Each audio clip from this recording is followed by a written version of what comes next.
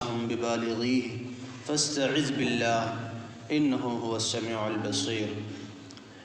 یقیناً جو لوگ اللہ کی آیتوں میں بغیر کسی دلیل کے جو ان کے پاس آئی ہو جھگڑے کرتے ہیں، یقیناً ان لوگوں کے دلوں میں تکبر ہے، اور جس تکبر کو یہ پہنچ نہیں سکتے ہیں، لہذا آپ اللہ کی پناہ مانگیے، بے شک وہ سننے والا ہے، دیکھنے والا ہے۔ پچھلی آیات میں اللہ تبارک و تعالیٰ نے فرمایا تھا کہ ہم اپنے رسولوں کی اور اہل ایمان کی مدد فرماتے ہیں، اور ساتھ ساتھ یہ بھی فرمایا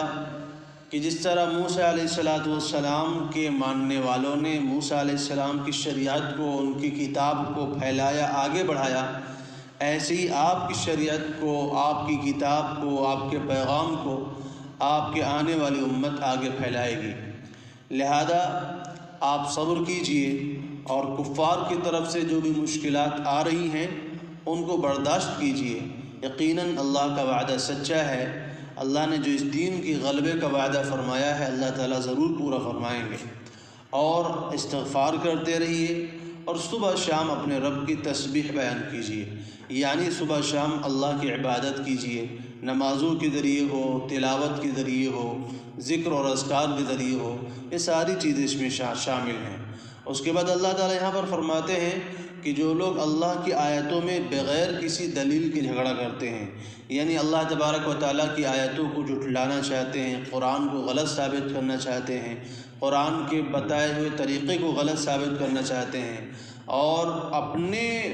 ایجاد کیے ہوئے طور طریقوں کو اور اپنے باپ داداؤں کے طور طریقوں کو وہ افضل سمجھتے ہوں، اور قرآن کی جو تعلیمات ہیں، قرآن کا جو پیغام ہے اس کو وہ غلط سمجھتے ہوں، تو فرماتے ہیں ان کے دل میں اصل میں تکبر ہے، بڑائی ہے۔ اس تکبر کی وجہ سے ایسا کرتے ہیں، کیونکہ ان کو پتہ ہے کہ اگر ہم ایمان لے آئیں گے تو پھر ہمیں جو ہے اپنی من مرضی کو چھوڑنا پڑے گا، اپنی چاہت کو چھوڑنا پڑے گا، پھر قرآن کے مطابق ہمیں چلنا پڑے گا۔ اسی وجہ سے وہ لوگ ایمان نہیں لا رہے ہیں، اسی وجہ سے یہ لوگ کلمہ نہیں پڑھ رہے ہیں، ورنہ ان کے لیے مشکل نہیں تھا، کیونکہ ان کو معلوم تھا کہ لا الہ الا اللہ کا کوئی مفہوم ہے۔ اگر ہم نے لا الہ الا اللہ پڑھ لیا تو پھر اس کا جو ہے کیا مطلب ہے، وہ کفار مکہ سمجھتے تھے، اس لیے لا الہ الا اللہ کا اقرار کرنے سے وہ کتراتے تھے، ورنہ نہ تو رسول اللہ صلی اللہ علیہ وسلم کی ذات سے ان کو کوئی اختلاف تھا، نہ آپ سے کوئی دشمنی تھی، بلکہ جب تک آپ نے اعلان نبوت نہیں فرمایا تھا، جب تک یہ لوگ تو آپ کو صادق اور امین کہا کرتے تھے، اپنی امانتیں، اپنی ضروریات اور اپنی چیزوں کو رسول اللہ صلی اللہ علیہ وسلم کے پاس امانت کے طور پر رکھ کر جاتے تھے۔ لیکن وہی نبی، وہی محمد الرسول اللہ صلی اللہ علیہ وسلم جب ایمان کی دعوت دینے لگے، جب نبوت کا دعویٰ فرمانے لگے اور لوگوں کو لا الہ الا اللہ کی طرف بلانے لگے تو وہی لوگ دشمن ہو گئے۔ تو ایک وقت وہ ہے کہ جب وہ لوگ اپنی امانتیں بھی رسول اللہ صلی اللہ علیہ وسلم کے پاس رکھواتے ہیں اور آپ کو سچا کہتے ہیں، امانت دار کہتے ہیں، اور رسول اللہ صلی اللہ علیہ وسلم نے باقاعدہ ان سے پوچھا کہ میں تمہارے درمیان قد لبثت فیکم عمرا، میں تمہارے درمیان ایک لمبی زمانے تک رہا ہوں، 40 سال کا عرصہ میرا گزرا ہے تمہارے دوران، فہل وجدتمونی صادقا ام کاذبا، تو مجھے تم نے کیسا پایا، کیا مجھے کبھی جھوٹ بولتے ہوئے پایا یا مجھے سچا پایا ہے؟ تو انہوں نے ایک بارگی جواب ہو کر کے دیا۔ یہ اس وقت بات ہو رہی ہے جب رسول اللہ صلی اللہ علیہ وسلم پہاڑی کی چوٹی پہ کھڑے ہیں اور مکے والوں کو بلایا ہے، مکے والے آ کر کے پہاڑی کے نیچے کھڑے ہوئے ہیں، اس وقت رسول اللہ صلی اللہ علیہ وسلم ایک بات فرما رہے ہیں کہ میں تمہارے درمیان ایک لمبے زمانے تک رہا ہوں، تو تم نے مجھے کیسا پایا، تم نے میری ذات کو کیسا پایا؟ رسول اللہ صلی اللہ علیہ وسلم نے پہلے اپنی ذات کو پیش کیا تاکہ لوگوں کو اطمینان ہو جائے کہ میری طرف سے جو بات آ رہی ہے، اگر میری ذات پر اتفاق ہے تو میری بات کو تسلیم کرنا بھی ان کے لیے آسان ہوگا۔ اس لیے رسول اللہ صلی اللہ علیہ وسلم نے پہلے اپنی ذات کو پیش فرمایا۔ فرماتے ہیں تو انہوں نے ایک بار کی جواب دیا، قد جربناک مرارا فما وجدنا فیک الا صدقا، ہم نے آپ کو بارہا آزمایا ہے، ہزاروں مرتبہ ہم نے آپ کو پرکھا ہے، جانچا ہے، دیکھا ہے، لیکن فما وجدنا فیک الا صدقا، ہم نے آپ کے اندر سچائی اور امانت داری کے سوا کچھ بھی نہیں پایا، یعنی آپ کو ہمیشہ ہم نے سچ بولتے ہی پایا ہے۔ لیکن وہیں پر اسی موقع پر جیسے ہی رسول اللہ صلی اللہ علیہ وسلم نے فرمایا کہ تم لا الہ الا اللہ کہہ لو کامیاب ہو جاؤ گے، تو سب دشمن بن گئے اور نبی صلی اللہ علیہ وسلم کی باتوں کو انہوں نے ٹھکرا دیا اور کہنے لگے یہ تو جاہ چاہتے ہیں، مرتبہ چاہتے ہیں۔ تو اصل مقصد کیا تھا کہ یہ لوگ، ان کے دل میں چونکہ تکبر ہے، یہ ہر کوئی اپنا من مانی کا بادشاہ ہے، ہر کوئی جو ہے اپنی من مرضی کے مطابق زندگی گزارنا چاہتا ہے۔ اس کو پتہ تھا، ان کو معلوم تھا کہ اگر ہم نے لا الہ الا اللہ پڑھ لیا تو پھر ہم کو اپنی من مانیاں چھوڑنی پڑ جائیں گی، اس لیے وہ لوگ لا الہ الا اللہ پڑھنے سے کتراتے تھے اور اس کی مخالفت کرتے تھے۔ تو اسی کو اللہ تعالیٰ فرماتے ہیں ان فی صدورہم الا کبر، ان کے دلوں میں تو تکبر ہے، ما ہم ببالغہ، لیکن اس تکبر کو، اس بڑائی کو یہ پہنچ نہیں سکتے جب تک اسلام نہیں لاتے۔ یعنی اسلام، ان کی بڑائی جو ہے، ان کی جو ہے عظمت جو ہے اور ان کی عزت اسلام کے ساتھ جو ہے منحصر ہے، اسلام کے ساتھ متعلق ہے۔ جب تک یہ لوگ اسلام نہیں لاتے تو یہ خوار اور ذلت کے ساتھ زندگی گزاریں گے۔ اسلام انسان کے واسطے عزت اور جو ہے رفعت کا پیغام ہے۔ اسلام انسان کی جو ہے دنیا کی بھی بلندیاں عطا کرتا ہے اور آخرت کی بھی کامیابیاں عطا کرتا ہے۔ فرمایا فاستعذ باللہ، لہذا آپ اللہ کی پناہ مانگیے، انہ هو السمیع البصیر، یقیناً وہ سننے والا ہے، دیکھنے والا ہے۔ کیونکہ تکبر ایسی بیماری ہے جو رسول اللہ صلی اللہ علیہ وسلم فرماتے ہیں اللہ تعالیٰ کی نظر میں بڑی ناراضگی کی بات ہے۔ اللہ تعالیٰ ایسے انسان کو بہت ہی حقارت سے دیکھتے ہیں جس انسان کے دل میں تکبر ہوتا ہے۔ اسی لیے رسول اللہ صلی اللہ علیہ وسلم نے ایک روایت میں فرمایا ہے کہ قیامت کے دن اللہ تعالیٰ متکبرین کو، یعنی جن کے اندر گھمنڈ ہوتا ہے، غرور ہوتا ہے، ایسے لوگوں کو اللہ تعالیٰ چونٹیوں کی شکل میں زندہ فرمائیں گے۔ جیسے چونٹیاں چھوٹی چھوٹی ہوتی ہیں، ایسے انسانوں کو اللہ تعالیٰ چھوٹا کر دیں گے۔ کس لیے؟ تاکہ لوگوں کے سامنے ان کی حقارت ظاہر ہو جائے کہ یہ دنیا میں اپنے آپ کو بہت اونچا سمجھا کرتا تھا، اس لیے اس کو معمولی سی چھوٹی سی مخلوق کی شکل میں اللہ تعالیٰ اٹھائیں گے تاکہ دنیا والے معلوم کر لیں کہ یہ دنیا میں تکبر کیا کرتا تھا۔ تو یہ اللہ تعالیٰ کی نظر میں کتنی بڑی برائی ہے کہ جس انسان کے دل میں تکبر ہوتا ہے۔ فرمایا لخلق السماوات والارض اکبر من خلق الناس، یقیناً آسمانوں اور زمینوں کا پیدا کرنا لوگوں کے پیدا کرنے سے زیادہ بھاری ہے۔ قرآن کریم میں جتنے بھی احکامات بیان کیے گئے ہیں اور جتنے بھی واقعات اور آئندہ کی جتنے واقعات، آئندہ کے لیے جو نصیحتیں اور جنت اور جہنم کے جو احوال بیان کیے گئے ہیں، گزشتہ قوموں کی جو احوال بیان کیے گئے ہیں، اور جو بھی جتنے بھی احکامات دیے گئے ہیں، ان کا جو مقصد وہ تین ہوتا ہے۔ ایک اللہ کی توحید ہے، ایک نبی صلی اللہ علیہ وسلم کی رسالت کو تسلیم کرنا ہے، اور ایک آخرت کو ماننا ہے، آخرت کا یقین کرنا ہے۔ والبعث بعد الموت، ہم کو حکم دیا گیا ہے کہ ہم آخرت پر ایمان لائیں۔ تو اللہ تبارک و تعالیٰ یہاں پر آخرت کی بات کرتے ہوئے فرماتے ہیں کہ جو لوگ یہ سمجھتے ہیں کہ ہم مر کر مٹی ہو جائیں گے اور ہماری ہڈیاں مٹیوں میں مل جائیں گی اور ہمارا وجود مٹی میں سما جائے گا اور ہمارا کچھ بھی باقی نہیں رہے گا، نہ ہاتھ نہ پیر نہ آنکھ نہ کان، کچھ بھی باقی نہیں رہے گا، اب ہمیں کون دوبارہ پیدا کرنے جائے گا، ہمیں کون نئے سرے سے زندہ کرے گا؟ تو اللہ تبارک و تعالیٰ فرماتے ہیں کہ آسمانوں کا پیدا کرنا زیادہ بھاری ہے کہ انسانوں کا پیدا کرنا۔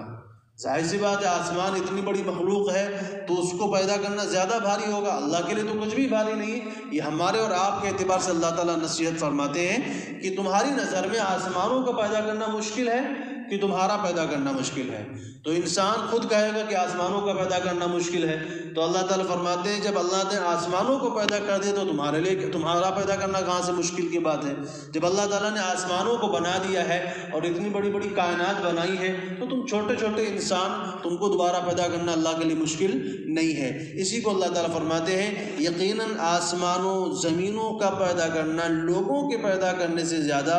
بڑا ہے، لیکن اکثر لوگ یہ بات جانتے نہیں ہیں۔ وما یستوی الاعمی والبصیر، اور یاد رکھو کہ دیکھنے والا اور اندھا برابر نہیں ہو سکتا۔ والذین آمنوا وعملوا الصالحات ولا المسیء، اور ایسے جو لوگ ایمان لائے اور اچھے عمل کیے، اور ایسے وہ لوگ جو برے عمل کرتے ہیں برابر نہیں ہو سکتے، یعنی دونوں کا انجام ایک نہیں ہوگا۔ جس طرح دیکھنے والے اور نہ دیکھنے والے میں فرق ہوتا ہے۔ آپ جانتے ہیں دیکھنے والا جو ہے وہ دنیا کی ہر چیز کو دیکھتا ہے، وہ اپنے نفع و نقصان کو بھی دیکھتا ہے، اگر وہ کہیں جا رہا ہے تو راستے میں کوئی ٹھوکر کی چیز لگی پڑی ہوئی اس کو بھی دیکھتا ہے، اگر گڈھا ہے وہ بھی دیکھتا ہے۔ لیکن جو بیچارہ اندھا ہوتا ہے اس کو نہ تو دنیا کا کلر معلوم ہوتا ہے، نہ رنگ معلوم ہوتا ہے، نہ ہی وہ اپنے نفع و نقصان کی چیزوں کو دیکھ سکتا ہے۔ کون سی چیز سامنے سے آ رہی ہے اس کو نفع دے گی کہ نقصان دینے والی ہے اس کو معلوم نہیں ہے، راستے میں کہاں پر کیا نقصان دہ چیزیں پڑی نہیں پتہ ہے۔ تو ظاہر سی بات ہے دیکھنے والا اور نہ دیکھنے والا دونوں برابر نہیں ہو سکتے۔ ایسی اللہ تعالیٰ فرماتے ہیں کہ جو لوگ ایمان لائے اور اچھے عمل کیے اور وہ لوگ جو برے عمل کرتے ہیں یہ دونوں برابر نہیں ہو سکتے ہیں۔ ایمان والے اور اچھے اعمال والوں کا بدلہ اللہ تعالیٰ نے جنت کی شکل میں رکھا ہے، اور بد اعمالیاں کرنے والوں کے لیے اللہ تعالیٰ نے جہنم بنائی ہے۔ تو ان دونوں لوگوں کا انجام ایک جیسا نہیں ہو سکتا۔ اللہ تعالیٰ فرماتے ہیں قلیلا ما تتذکرون، تم بہت تھوڑی نصیحت حاصل کرتے ہو۔ ان الساعۃ لآتیۃ لا ریب فیہا، یاد رکھو کہ قیامت ضرور آنے والی ہے، اس میں کوئی شک نہیں ہے، لیکن اکثر لوگ اس بات پر ایمان نہیں رکھتے ہیں۔ یعنی اللہ تعالیٰ قیامت پر ایمان لانے کے بعد کیوں کہہ رہے ہیں؟ اللہ تعالیٰ اس لیے فرما رہے ہیں تاکہ اگر انسان قیامت پر ایمان رکھے گا اور اس کی نظر میں ہمیشہ آخرت کی زندگی ہوگی اور وہ آخرت کی زندگی کے لیے فکر مند ہوگا تو دنیا میں بھی اچھے اعمال کرے گا، پھر وہ کسی کو گالی بھی نہیں دے گا، وہ کسی کا حق بھی نہیں دبائے گا، کسی کو ذلیل و رسوا بھی نہیں کرے گا، کسی کی غیبت بھی نہیں کرے گا، کسی کی پس پشت برائی بھی نہیں کرے گا، کسی کا حق بھی نہیں مارے گا، وہ گناہوں کے قریب بھی نہیں جائے گا، بدعمالیوں کے قریب بھی نہیں جائے گا، اور وہ اچھے اعمال کرنے کی کوشش کرے گا۔ ان اعمال کی طرف اس کی توجہ ہوگی اور وہ اعمال وہ انجام دے گا جس کی وجہ سے اللہ تعالیٰ خوش ہوتے ہوں، جس کی وجہ سے رب راضی ہوتا ہو، ان اعمال کی وہ فکر کرے گا۔ کیوں؟ کیونکہ اس کو قیامت کا یقین ہے، آخرت کا یقین ہے، اور وہ یہ سمجھتا ہے کہ مجھے اللہ کے سامنے پیش ہونا ہے۔ دنیا سے اگر ہمیں برائی مٹانا ہے اور دنیا سے اگر برائی کا خاتمہ کرنا ہے تو اس چیز کے علاوہ دنیا میں کوئی اور طاقت نہیں ہے جو برائی کا خاتمہ کر سکے، یعنی اللہ کے سامنے پیش ہونے کا خوف۔ اللہ کے سامنے پیشی کا جو خوف ہے یہ وہ خوف ہے جو انسان کو تمام برائیوں سے بچا لیتا ہے۔ ورنہ دنیا کے کتنے بھی قوانین بنا دیے جائیں اور کتنے بھی جو ہے نئے جو ہے قوانین پاس کر دیے جائیں برائیوں کو ختم کرنے کے لیے، برائیاں ختم نہیں کی جا سکتی، کیونکہ لوگ اس وقت تک برائی سے بچیں گے جب تک قانون کی پہنچ ہے وہاں تک۔ اب لوگ اکیلے میں چلے گئے جہاں پر مان لو کیمرے لگے ہوئے ہیں تو وہاں پر انسان بچ جاتا ہے، اپنے آپ کو حفاظت کرتا ہے، لیکن وہاں پر جہاں پر کوئی دیکھنے والا نہیں ہے وہاں پر پھر انسان وہی کام کرے گا۔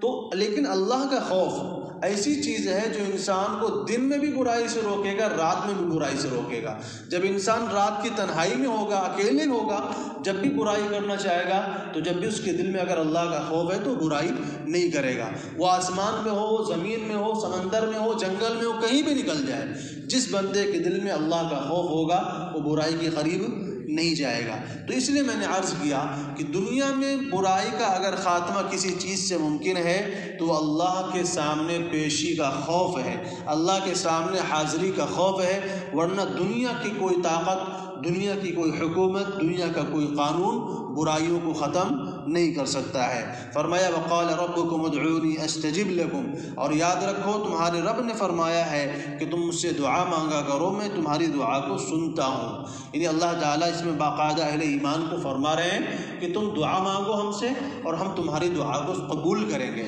تمہاری پکار کو سنیں گے۔ حضرت کعب احبار رضی اللہ تعالیٰ عنہ فرماتے ہیں اللہ تعالیٰ نے اس امت کو 3 خصلتیں ایسی عطا فرمائی ہیں جو پہلے کسی بھی امت کو نہیں ملی۔ سب سے پہلے کہ اللہ تعالیٰ نے پہلے نبیوں کے لیے حکم فرمایا کرتے تھے کہ تم اپنی امت پہ گواہ ہو، اللہ تعالیٰ نے اس امت کو دیگر امتوں پہ گواہ بنایا ہے۔ اور دوسری چیز اللہ تعالیٰ نبیوں کے لیے فرمایا کرتے تھے کہ تمہارے لیے دین میں کوئی مشکل نہیں ہے، یہاں پر اللہ تعالیٰ نے اہل ایمان کے لیے فرمایا ہے ما لکم فی الدین من حرج، تمہارے واسطے دین میں کوئی حرج نہیں ہے۔ اور تیسری بات اللہ تعالیٰ نبیوں کو کہا کرتے تھے کہ تم مجھ سے دعا مانگو میں تمہاری دعا کو سنوں گا۔ اللہ تعالیٰ نے اس امت کے ہر فرد سے اللہ تعالیٰ فرماتے ہیں کہ تم مجھ سے دعا مانگا کرو میں تمہاری دعا کو سنوں گا۔ ایک حدیث قدسی میں رسول اللہ صلی اللہ علیہ وسلم نے ارشاد فرمایا ہے کہ اللہ تبارک و تعالی ارشاد فرماتے ہیں۔ حدیث قدسی کا مطلب یہ ہوتا ہے کہ باتیں تو رسول اللہ کی ہوتی ہیں، مفہوم اللہ کی طرف سے آتا ہے۔ جیسے ہم کہتے ہیں نا کہ صحابی نے رسول اللہ صلی اللہ علیہ وسلم سے حدیث بیان کی ہے، فلاں صحابی نے رسول اللہ صلی اللہ علیہ وسلم سے بیان کیا ہے، تو اس کو کہتے ہیں حدیث نبوی یا حدیث رسول کہتے ہیں۔ اور حدیث قدسی کا مطلب یہ ہے کہ جس میں رسول اللہ صلی اللہ علیہ وسلم روایت کرتے ہیں اللہ تعالیٰ کی طرف سے کہ اللہ تعالیٰ نے فرمایا ہے۔ تو رسول اللہ صلی اللہ علیہ وسلم کیا فرماتے ہیں کہ اللہ تعالیٰ نے فرمایا ہے کہ 4 باتیں ایسی ہیں کہ ان میں سے ایک بات میرے لیے ہے، اور ایک بات میرے بندوں کے لیے ہے، اور ایک بات میرے اور میرے بندے کے درمیان ہے، اور ایک بات میرے بندے اور اس کے دیگر بھائیوں کے درمیان ہے، یعنی تیرے درمیان اور میرے بندوں کے درمیان ہے۔ تو اللہ تعالیٰ فرماتے ہیں جو بات میرے لیے ہے وہ یہ ہے کہ تم میری عبادت کرو، میرے ساتھ کسی کو شریک نہ ٹھہراؤ، اور جو بات تمہارے لیے ہے وہ یہ ہے کہ اگر تم اچھے عمل کرو گے تو میں اس کا بدلہ تمہیں ضرور عطا کروں گا، تمہارے اعمال میں کوئی کمی نہیں کروں گا۔ اور فرماتے ہیں جو میرے اور تمہارے درمیان ہے وہ کیا ہے کہ تم مجھ سے دعا مانگو اور میرے ذمے کہ میں تمہاری دعا کو قبول کروں گا۔ اور فرمایا جو تمہارے درمیان اور میرے بندوں کے درمیان وہ یہ ہے کہ اپنے لیے جو بات پسند کرتے ہو اور اپنے بھائیوں کے لیے بھی وہی بات پسند کرو، یعنی جو چیزیں، جو بھلائی، جو خیر تم اپنے لیے چاہتے ہو تو اپنے ہر مسلمان بھائی کے لیے وہ خیر، وہ بھلائی پسند کرو۔ ایسا نہ ہو کہ اپنے لیے تو اچھائی پسند کرتے ہو اور اپنے مسلمان بھائی کے لیے اچھائی پسند نہ کرو، کیونکہ رسول اللہ صلی اللہ علیہ وسلم نے فرمایا ہے لا یؤمن احدکم حتی یحب لاخیہ ما یحب لنفسہ، تم میں سے کوئی بھی انسان اس وقت تک مکمل ایمان والا نہیں ہو سکتا جب تک اپنے بھائی کے لیے بھی وہی بات پسند نہ کرے جو اپنے لیے پسند کرتا ہے۔ اگر اپنے لیے عزت پسند کرتے ہو تو اپنے بھائی کے لیے بھی عزت پسند کرو۔ اگر تم یہ چاہتے ہو کہ تمہاری برائی نہ کی جائے، تمہاری غیبت نہ کی جائے، تمہیں رسوا نہ کیا جائے، تمہاری عزتیں نہ اچھالی جائیں، تو تم اپنے بھائی کے ساتھ بھی وہی معاملہ کرو، تم اس کی بھی برائی نہ کرو، اس کی بھی غیبت نہ کرو، اس کی عزت کے پیچھے نہ پڑو۔ تو یہ رسول اللہ صلی اللہ علیہ وسلم فرمانا چاہتے ہیں کہ جیسا جیسا تم اپنے لیے چاہتے ہو ویسا ویسا اپنے مسلمان بھائی کے لیے جب چاہنے لگو گے، جب پسند کرنے لگو گے، جب سمجھو کہ تمہارا ایمان مکمل ہوا ہے۔ اور اگر تم یہ تو چاہتے ہو کہ میں تو معزز بن کے رہوں اور میں سب لوگوں کو ذلیل بنا کر کے رکھوں، فلاں ایسا ہے، فلاں ایسا ہے، فلاں جیسا ہے، تو اگر یہ تمہارے اندر ہے تو اس کا مطلب یہ ہے کہ ابھی تمہارا ایمان مکمل نہیں ہوا ہے۔ تو یہ چیز دعا کے تعلق سے فرماتے ہیں کہ اللہ تعالیٰ نے فرمایا ہے کہ تم مجھ سے دعا مانگو اور میں تمہاری دعا کو قبول کروں گا، اس لیے دعا کے بڑے فضائل آئے ہیں۔ ایک روایت میں رسول اللہ صلی اللہ علیہ وسلم فرماتے ہیں جس کو دعا کی توفیق مل گئی اللہ تعالیٰ نے اس کے لیے تمام رحمتوں کے دروازے کھول دیے، کیونکہ اللہ تبارک و تعالیٰ کے لیے کچھ گھڑیاں ایسی ہوتی ہیں دن کے اوقات میں، رات کے اوقات میں، کچھ ایسے لمحات ہوتے ہیں، کچھ ایسے اوقات ہوتے ہیں، کچھ گھڑیاں ایسی ہوتی ہیں کہ اس وقت انسان جو کچھ اللہ سے مانگتا ہے اللہ تعالیٰ فوراً اس کو عطا فرما دیتے ہیں۔ اس لیے فرمایا دعا مانگتے ہی رہو، کیا پتہ اللہ تعالیٰ کی طرف سے کون سی گھڑی قبولیت کی ہو اور تم اللہ تعالیٰ سے کوئی بھلائی مانگو اور اللہ تعالیٰ تمہاری دعا کو قبول کر دے تو ہمیشہ کے لیے تمہارا کام بن جائے۔ تو اس لیے رسول اللہ صلی اللہ علیہ وسلم فرماتے ہیں کہ دعا ہمیشہ خیر ہی لے کر کے آتی ہے، دعا ہمیشہ بھلائی لے کر کے آتی ہے، اس لیے ہمیشہ دعا کا جو ہے اہتمام کیا کرو۔ اور یہ بھی فرمایا ان الدعاء هو العبادہ، دعا عبادت ہی ہوتی ہے، یعنی جس طرح ہم نماز پڑھتے ہیں عبادت ہے، روزہ رکھنا عبادت ہے، تو دعا مانگنا بھی مستقل عبادت ہے، یہ بھی ثواب کا کام ہے۔ اس لیے انسان کو اس بات سے جو ہے اعتراض نہیں کرنا چاہیے، بلکہ رسول اللہ صلی اللہ علیہ وسلم نے یہاں تک فرمایا ہے کہ اگر بندہ اللہ سے دعا نہیں مانگتا ہے من لم یسألہ یغضب اللہ علیہ، جو اللہ تعالیٰ سے نہیں مانگتا ہے تکبر کی وجہ سے اور جو ہے غرور کی وجہ سے کہ مجھے کسی کے سامنے ہاتھ پھیلانے کی ضرورت نہیں ہے، میں نہیں مانگنے جاتا، میں نہیں دعا کرتا، تو اللہ تعالیٰ ایسے بندے سے ناراض ہو جاتے ہیں، اللہ تعالیٰ ایسے بندے سے ناخوش ہو جاتے ہیں۔ ہم انسانوں میں اور اللہ تعالیٰ میں جو فرق ہے وہ یہی ہے کہ ہم سے کوئی نہ مانگے تو ہم خوش ہو جاتے ہیں، اور اللہ تعالیٰ سے کیا ہے کہ اللہ تعالیٰ سے اگر کوئی نہ مانگے تو اللہ تعالیٰ ناراض ہو جاتے ہیں۔ اللہ تعالیٰ مانگنے سے خوش ہوتے ہیں اور انسان مانگنے سے ناراض ہوتا ہے۔ تو اللہ تعالیٰ فرماتے ہیں وقال ربکم ادعونی استجب لکم، تمہارے رب نے فرمایا ہے کہ تم مجھ سے مانگا کرو، میں تمہاری دعا کو سنوں گا۔ ان الذین یستکبرون عن عبادتی، اور جو لوگ میری عبادت سے تکبر کرتے ہیں، سیدخلون جہنم داخرین، وہ جہنم میں ذلیل ہو کے داخل ہوں گے۔ تو اللہ تعالیٰ خود فرما رہے ہیں کہ مجھ سے مانگا کرو، میں تمہاری دعا کو سنوں گا، اور اگر تم مجھ سے تکبر کی وجہ سے نہیں مانگتے ہو، میری عبادت چھوڑ دیتے ہو، کیونکہ دعا بھی عبادت ہی ہے، تو رسول اللہ صلی اللہ علیہ وسلم کیا فرماتے ہیں کہ جو بندہ اللہ تعالیٰ سے نہیں مانگتا، اللہ تعالیٰ اس سے ناراض ہو جاتے ہیں، اور جس سے اللہ تعالیٰ ناراض ہو گئے تو اس کا ٹھکانہ تو جہنم میں ہی ہے۔ البتہ دعا کے لیے رسول اللہ صلی اللہ علیہ وسلم نے فرمایا کہ دعا کو مانگنے کا طریقہ کیا ہے کہ اللہ کے سامنے عاجزی کی جائے، گریہ وزاری کے ساتھ مانگا جائے۔ 4 چیزیں اللہ تعالیٰ نے قرآن کریم میں بیان فرمائی ہے۔ ادعوا ربکم تضرعا وخفیا، تم اپنے رب کو پکارا کرو عاجزی کے ساتھ، ایسے نہیں اللہ فلاں کام کر دے، فلاں کام کر دے، فلاں کام کر دے نکل گئے، نہیں، عاجزی ہونا چاہیے۔ جیسے آپ کسی کے سامنے جاتے ہیں، کسی بڑے انسان کے سامنے جاتے ہیں اور آپ کو اس سے کوئی ضرورت ہوتی ہے تو عاجزی سے اس کے سامنے گریہ وزاری کرتے ہیں، اس سے جو ہے منت سماجت کرتے ہیں، تو اللہ سے عاجزی کے ساتھ دعا مانگو۔ اور دوسری چیز کیا ہے؟ خفیہ، آہستہ مانگو، یعنی اعلان کرنے کی ضرورت نہیں ہے، کیونکہ وہ سننے والا ہے، وہ دل کی باتوں کو بھی جانتا ہے، اللہ تعالیٰ ان کی بھی سنتا ہے جن کی زبان نہیں ہوتی ہے، اس لیے چیخنے کی ضرورت بھی نہیں دعا میں۔ اور فرمایا طمعا و خوفا، خوفا و طمعا، خوف بھی ہو کہ کہیں میرے بدعملیوں کی وجہ سے یہ دعا رد نہ ہو جائے، اور اللہ سے امید بھی ہو کہ اللہ تعالیٰ بہت زیادہ عطا فرمانے والا ہے، اس کی رحمت سے ہمیں مایوسی نہیں ہے۔ تو یہ 4 چیزیں رسول اللہ تعالیٰ فرماتے ہیں کہ دعا میں ہونی چاہیے، ایک تو عاجزی، دوسرے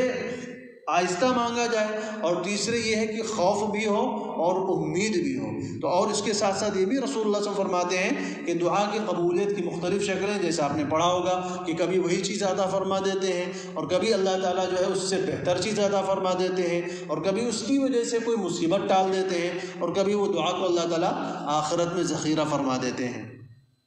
البتہ ایک چیز اور سمجھنا ضروری ہے دعا کے تعلق سے کہ رسول اللہ صلی اللہ علیہ وسلم فرماتے ہیں حرام مال کے ساتھ اللہ تعالیٰ دعا قبول نہیں فرماتے ہیں۔ رسول اللہ صلی اللہ علیہ وسلم فرماتے ہیں تم بہت سارے لوگوں کے دیکھو گے کہ بکھرے ہوئے بالوں والے ہیں، بکھرے ہوئے کپڑے والے ہیں، اور غبار آلود ہیں، دھول سے اٹے ہوئے ہیں، اور پریشانی کے عالم میں یا اللہ یا اللہ یا ربی کہتے ہیں، لیکن اس کی دعا قبول نہیں ہوتی ہے۔ کیوں؟ کیونکہ اس کا کھانا حرام، اس کا پینا حرام، اس کا لباس حرام، تو اللہ تعالیٰ ایسے بندوں کی دعا قبول نہیں کرتے ہیں۔ مطلب یہ ہے کہ اگر انسان حرام چیزوں کا استعمال کرتا ہے، حرام لباس پہنتا ہے، حرام کھانا کھاتا ہے، حرام پانی پیتا ہے، تو پھر ایسے بندے کی دعا قبول نہیں ہوتی ہے، ورنہ